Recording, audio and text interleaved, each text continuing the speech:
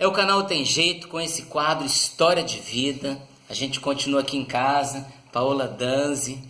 Paola Danzi cuida de mim, já já a gente vai falar mais sobre isso. Penso eu que até nesse vídeo. Mas, dando continuidade ao primeiro vídeo que gravamos, foi... Papai morreu. O pai da Paola Danzi morreu. Foi um baque para o coração dela. Já falamos um pouco sobre isso. Aí ela entra no mundo do trabalho, trabalhar, mas como fuga, claro, sempre com esse olhar de querer cuidar do outro, da outra pessoa, mas não percebe que ela estava precisando ser cuidada, ajudada. Então, nesse vídeo a gente quer tocar um pouco quem é Paola Danzi, né? Quem é Paola Danzi? Eu conheço um pouco ela, pouco. Mas quero que essa história seja conhecida porque é uma história que pode somar na vida de muita gente.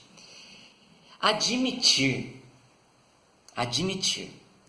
que você não estava bem e a tua mãe já tinha dado um toque. Paola, como é que tua mãe fala? Minha mãe falava assim: Paola, você não tá bem. Não é normal você querer ficar de pijama o dia inteiro. E eu falava, é super normal, eu tô cansada. Mesmo naquele deixa mundo, de pijama. mesmo naquele mundo colorido que te levaram, praia, Sim, vamos pra praia, vamos fazer isso. Eu não tinha disposição de fazer nada. E como eu não sou assim, minha mãe começou, tá errado isso. E eu não admiti até o final. Até eu chegar na psicóloga, eu não admiti. Inclusive pra psicóloga eu não admiti. Quanto tempo demorou pra você admitir, reconhecer que você precisava de ajuda? 7 meses. 7 meses. É um tempão, hein? É muito tempo. 7 meses. De pijama. De pijama. Nada que você oferece pra pessoa pra tentar dar um up, levantar essa pessoa. Imagine, você aí na sua casa, vendo alguém passando por uma situação assim, entrando em deprê, e você oferece, vamos dar uma caminhada, pessoa? Quer um Só que suco? a pessoa trabalha enlouquecidamente todo dia, 14 horas por dia. Então, por isso que a gente acha que a gente tá bem. Porque a gente acha assim, a pessoa que tem depressão, ela não consegue fazer nada. Ela não consegue sair de casa. Mas eu saía Mas você estava vivendo um processo contrário. Eu saía cedo, eu trabalhava, eu atendia 50, 60 pacientes por dia. Voltava cansada, ia pro banho e falava, agora é o horário que eu tenho que relaxar, porque eu trabalhei, né? Só que quando eu fui pra psicóloga, quando a minha mãe, né, me forçou aí... Forçou, eu fui forçada. A psicóloga, a primeira pergunta que a psicóloga me fez, ela falou, por que você está aqui? E eu, mesmo assim, falei, porque minha mãe pediu. Eu não falei pra ela, porque eu perdi meu pai, eu tô vivendo um luto, não. Porque minha mãe que pediu, tipo assim, pra ela parar de falar, mesmo eu ali, tô aqui. Mesmo ali você foi essa... Fui. Sou forte. Sou forte e nada me abala, né? E eu consigo superar sozinha. Eu não preciso de ninguém, de nada. Ô Paola, quando... Por mais que hoje, né, muita gente procurando uma ajuda psicológica, um psiquiatra, mas ainda existe aquele tabu, né? Quem entra nessa tá louco. Mas Sim, não é. Não, é necessário, é uma necessidade. Necessidade. Mas você foi No meu caso, forçada pela sua mãe. Forçada. E ali, diante da psicóloga, você ainda ficou valente. Ainda falei que eu tava lá porque minha mãe queria. E quando que acontece esse reconhecer? Preciso mesmo desse auxílio. Quando, então, eu consegui entender, porque justamente por eu ser super pesquisadora e estudar tudo, então, e a psicóloga também tinha esse perfil. Então eu comecei a ouvi-la, porque ela começou a me dar explicações científicas, com embasamento. E aí, eu falei, bom... Ela foi entrando na sua vida. Então, vamos ouvir o que ela tem para me dizer. E ela foi me explicando, fisiologicamente, o que acontece. Ela falou, olha... Você passa por uma perda irreparável como essa e você usa como fuga, no seu caso, você usou o trabalho. Então você trabalha, porém o seu inconsciente está 24 horas maquinando a perda do seu pai. O seu inconsciente. Conscientemente você está ali reabilitando todo mundo. Ela verificou que você não desconectou disso. Não, em momento algum eu desconectava. Então eu ficava 24 horas, o meu inconsciente na perda. Meu pai, na parada cardíaca na minha frente, sabe? Na parada respiratória, eu vendo, aquilo ficou na minha cabeça. Aquilo ficou. A incapacidade de poder ter feito alguma coisa, porque eu não pude fazer. Eu não pude. E, O que tava e ao nessa, meu alcance. nessa fase... Não, porque a Paola, gente, ela é casada. Ela é casada com Elias.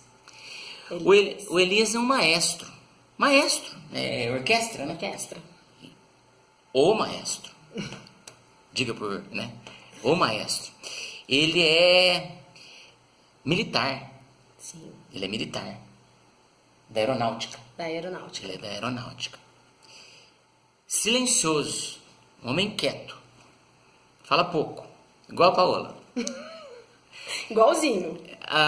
Eles têm filhos, né? Tem uma filha.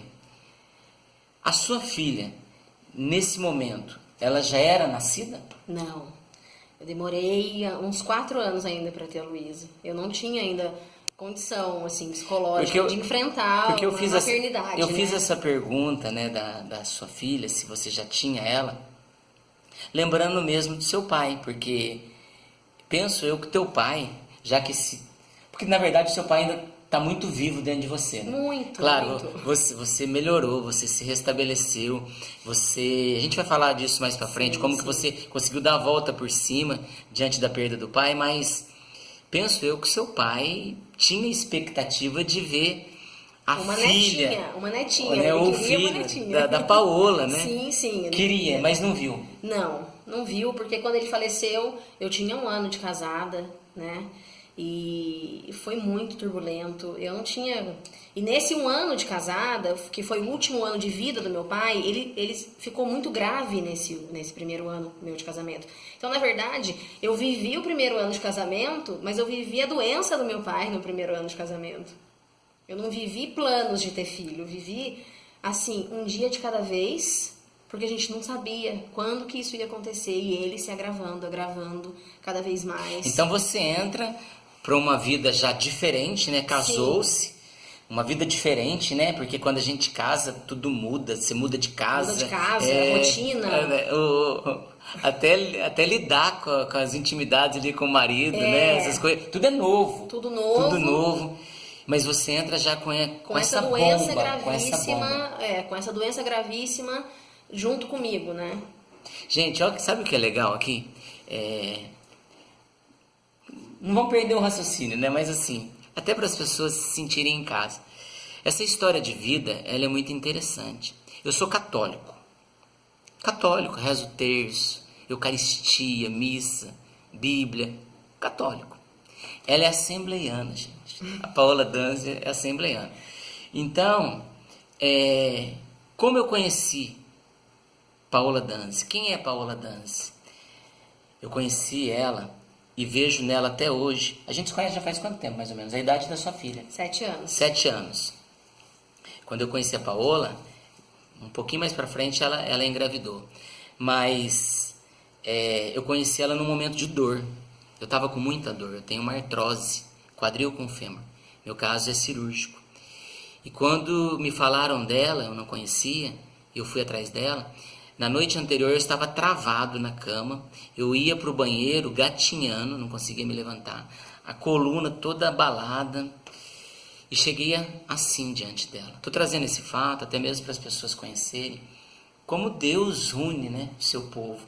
Um católico com dor, machucado, que recebe como indicação uma profissional maravilhosa que é a Paola Danzi, assembleiana, séria, mulher de Deus, de fé, que acolhe eu com muito carinho, mas que eu percebo nela ao longo desse tempo uma mulher que se dedica para o outro, 12 horas de trabalho, que se dedica para o outro. A missão dela é reabilitar as pessoas.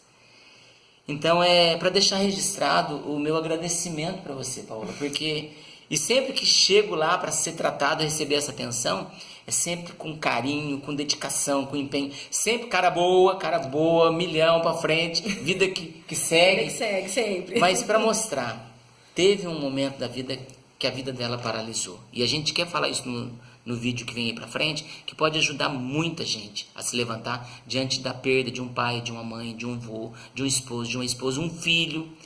Mas voltando, onde estávamos então, Paola, pra gente não perder? Sim, estávamos... Não fugiu do assunto não, né? Não, de jeito nenhum.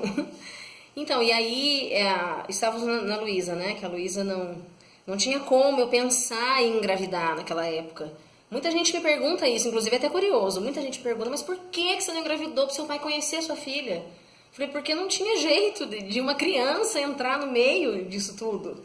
Né? Porque essa criança também precisava de um momento só dela, e ela não ia ter um momento só dela. Imagine o que passa na cabeça dela, né? Tem que ajudar os outros, né? Reabilitar os Sim. outros.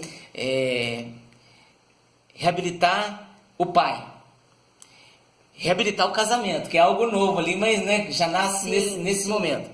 Um filho, nesse momento, você não tinha cabeça. Não tinha como, não tinha condições. E também, eu era recém-casada, né? Eu tava vivendo um casamento, começando a vida ali, né? Naquele momento. E meu marido foi super paciente, Mas interessante é né? que surge mesmo essas falas das pessoas, né? Surge, tinha que ter um filho. Como é que eu vou ter um filho correndo às pressas?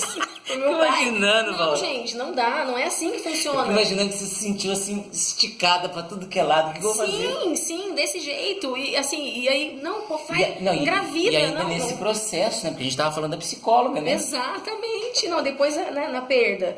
E a psicóloga, inclusive, assim, durante a terapia, né, que eu fui aprendendo na terapia, que não tem essa busca desenfreada por superar a perda. O segredo é aprender a conviver com a perda. Esse é o porque segredo. a perda vai existir para sempre. Eu sempre vou sentir falta dele. Vamos guardar isso no outro vídeo? Pro outro vídeo, vamos guardar? Repete a frase, vai lá.